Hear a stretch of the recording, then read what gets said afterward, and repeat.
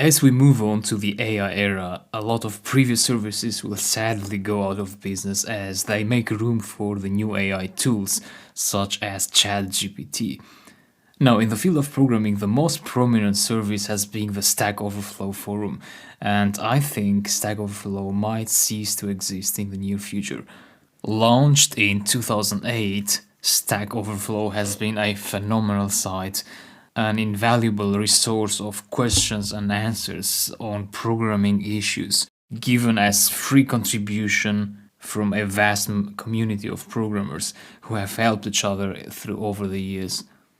Everyone could ask a question and answer questions on Stack Overflow, and you can still do that, and I hope Stack Overflow will continue to be here. I really hope so. However, as much as I love this site, I think Stack Overflow will not be as popular as before.